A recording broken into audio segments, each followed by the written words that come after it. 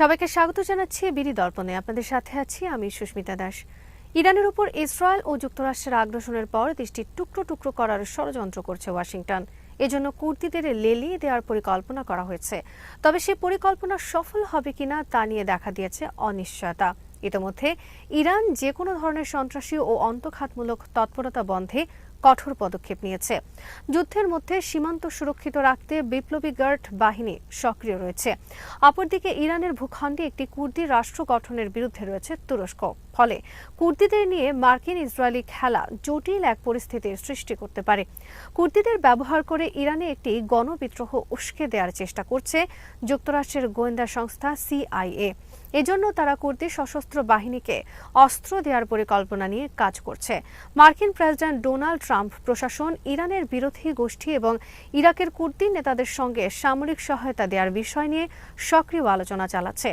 ইরানি কুর্দি সশস্ত্র গোষ্ঠীগুলোর হাজার হাজার যোদ্ধা ইরান ইরাক সীমান্তে সক্রিয়। মূলত ইরাকের কুর্দিস্তান অঞ্চলে তারা বেশি সক্রিয়।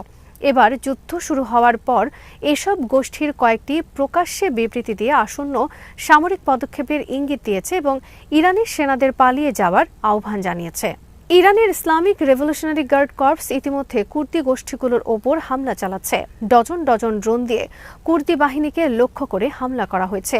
মঙ্গলবারই প্রেসিডেন্ট ট্রাম্প ইরানি কুর্দিস্তানের ডেমোক্রেটিক পার্টি এর নেতা মোস্তাফা হিজরির সঙ্গে কথা বলেছেন বলে জানিয়েছেন এক জ্যেষ্ঠ কুর্দি কর্মকর্তা। কেডিপিআই ছিল আইআরজিসির হামলার লক্ষ্য হওয়া গোষ্ঠীগুলোর একটি। ওই কর্মকর্তা জানান, ইরানের পশ্চিমাঞ্চলে সম্ভাব্য স্থল অভিযানে আগামী কয়েকদিনের মধ্যেই ইরানি কুর্দি বিরোধী বাহিনী অংশ নিতে পারে। তিনি বলেন, আমরা বিশ্বাস করি এখন আমাদের বড় সুযোগ এসেছে। তিনি আরও বলেন, এসব মিলিশিয়া যুক্তরাষ্ট্র ও ইসরায়েলের সমর্থন পাওয়ার আশা করছে। ট্রাম্প ইরানের কুর্দি নেতাদের সঙ্গে কথা বলেছেন। সে সময় ইরানে মার্কিন সামরিক অভিযান এবং যুক্তরাষ্ট্র ও কুর্দিরা কিভাবে একসঙ্গে কাজ করতে পারে তা নিয়ে আলোচনা হয়েছে। এই তথ্য দিয়েছেন দুইজন মার্কিন কর্মকর্তা ও আলোচনার সঙ্গে পরিচিত আরেকটি সূত্র। এই তথ্য আবার প্রথম প্রকাশ করে এক্সিওস। তবে ইরানি কুর্দি গোষ্ঠীগুলোকে অস্ত্র দেওয়ার যে কোনো প্রচেষ্টার জন্য ইরাকি কুর্দিদের সহযোগিতা দরকার হবে, যাতে অস্ত্রগুলো ইরাকের কুর্দিস্তান অঞ্চল দিয়ে পরিবহন করা যায় এবং সেখান থেকেই অভিযান শুরু করা যায়। পরিকল্পনাটি এমন হতে পারে যে কুর্দি বাহিনী ইরানের নিরাপত্তা বাহিনীকে যুদ্ধে ব্যস্ত রাখবে, যাতে বড় শহরগুলোর সাধারণ ইরানিরা আবার গণবিক্ষোভে নামতে পারে, যেমনটি জানুয়ারির বিক্ষোভে দমন করা হয়েছিল। আরেক মার্কিন কর্মকর্তা বলেন, কুর্দিরা ওই অঞ্চলে বিশৃঙ্খলা সৃষ্টি করতে এবং ইরানি সরকারের সামরিক শক্তিকে বিভিন্ন দিকে ছড়িয়ে দিতে সাহায্য করতে পারে। আরও একটি ধারণা নিয়ে আলোচনা হয়েছে, তা হলো কুর্দি বাহিনীকে ইরানের উত্তরের কিছু এলাকা দখল করে সেখানে অবস্থান নিতে পারে, যাতে ইসরায়েলের জন্য একটি বাফার জোন প্রতিষ্ঠা করা। সিএনএনের জাতীয় নিরাপত্তা বিশ্লেষক অ্যালেক্স প্লিটসাস বলেন, যুক্তরাষ্ট্র কুর্দিদের অস্ত্র দিয়ে ইরানের শাসন বিরোধী বিদ্রোহ শুরু করাতে চাইছে। ইরানের সাধারণ মানুষ সাধারণত নিরস্ত্র। নিরাপত্তা বাহিনী ভেঙে না পড়লে তাদের পক্ষে সরকার উৎখাত করা কঠিন, যদি না কেউ তাদের অস্ত্র দেয়। তার মতে যুক্তরাষ্ট্র আশা করছে এটি ইরানের ভেতরে আরও মানুষকে বিদ্রোহে উৎসাহিত করবে। অন্যদিকে সাবেক মার্কিন কূটনীতিক জেন গাভিতো প্রেসিডেন্ট জো বাইডেন প্রশাসনে মধ্যপ্রাচ্য বিষয়ক একজন জ্যেষ্ঠ কর্মকর্তা ছিলেন। তিনি এই পরিকল্পনা নিয়ে উদ্বেগ প্রকাশ করেন। তিনি বলেন, আমরা ইতিমধ্যেই সীমান্তের দুই পাশেই অস্থির নিরাপত্তা পরিস্থিতির মুখে আছে। এই পদক্ষেপ ইরাকের সার্বভৌমত্ব ক্ষতিগ্রস্ত করতে পারে এবং এমন সশস্ত্র গোষ্ঠীগুলোকে শক্তিশালী করতে পারে যাদের কোনো জবাবদিহিতা নেই। সাম্প্রতিক দিনগুলোতে ইসরায়েলি সেনাবাহিনী ইরান ইরাক সীমান্তের কাছে ইরানের সামরিক ও পুলিশ ঘাঁটিতে হামলা চালাচ্ছে। এর একটি উদ্দেশ্য হল উত্তর পশ্চিম ইরানে কুর্দি বাহিনী প্রবেশের সম্ভাব্য পথ তৈরি করা। একজন ইসরায়েলি সূত্র বলেছে, এই ধরনের হামলা আগামী দিনগুলোতে আরও বাড়তে পারে। তবে সূত্রগুলো বলছে, যদি কুর্দি বাহিনীকে দিয়ে ইরানি সরকারকে দুর্বল করার চেষ্টা করা হয়, তাহলে যুক্তরাষ্ট্র ও ইসরায়েলকে ব্যাপক সহায়তা দিতে হবে। মার্কিন গোয়েন্দা মূল্যায়ন অনুযায়ী বর্তমানে ইরানি কুর্দিদের একা সরকার বিরোধী সফল বিদ্রোহ সংগঠিত করার মতো শক্তি বা প্রভাব নেই। এছাড়া ইরানি কুর্দি রাজনৈতিক দলগুলো ট্রাম্প প্রশাসনের কাছ থেকে রাজনৈতিক নিশ্চয়তা চাইছে। তারপরই তারা পুরোপুরি বিদ্রোহে যোগ দিতে রাজি হতে পারে। কুর্দি বিরোধী গোষ্ঠীগুলোর মধ্যে দীর্ঘদিনের মতবিরোধ, ভিন্ন মতাদর্শ ও প্রতিদ্বন্দ্বী স্বার্থ রয়েছে। ট্রাম্প প্রশাসনের কিছু কর্মকর্তাও উদ্বেগ প্রকাশ করেছেন যে এই বিভাজন যুক্তরাষ্ট্র ও কুর্দিদের সহযোগিতাকে জটিল করে তুলতে পারে।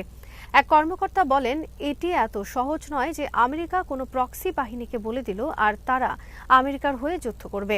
তাদের নিজেদের স্বার্থও আছে। কুর্দিরা একটি জাতিগত সংখ্যালঘু গোষ্ঠী, যাদের নিজস্ব কোনো স্বাধীন রাষ্ট্র নেই। বর্তমানে বিশ্বে আনুমানিক 25 থেকে 30 মিলিয়ন কুর্দি রয়েছেন।